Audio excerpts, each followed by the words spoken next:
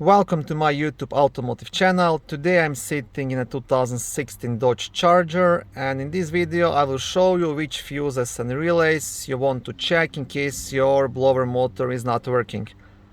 This video will apply to 7th generation of Dodge Chargers made from 2011 all the way up to 2021.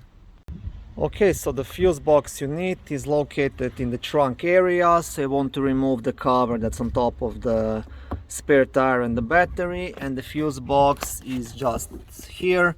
So first you want to remove this cover. To do that, there is a clip on this side. You just want to push onto it and leave the cover straight up. And on the back side of the cover you'll also have a small fuse diagram. Okay, so the first and the main fuse to check will be fuse number 15, which is a 40 amp fuse responsible for HVAC blower, so the blower motor, and it's located right here. So this is the one. Second fuse to check will be fuse number 32, which is a 15 amp HVAC module fuse, and it's located right here. So the second on the left side.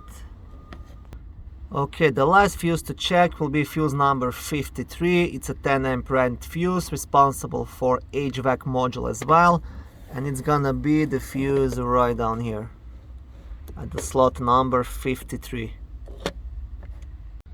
And there is one relay to check as well, relay number 71. It's this big relay right here. So if all the fuses are good, you can test it by replacing it temporarily with any of these relays here and see if that makes any difference. Okay, thank you for watching my video. I hope it was helpful and educational. If it was, please like it and consider subscribing to my YouTube automotive channel. On my channel there is lots of how-to videos, do-it-yourself videos, car reviews, product reviews and other similar automotive topics.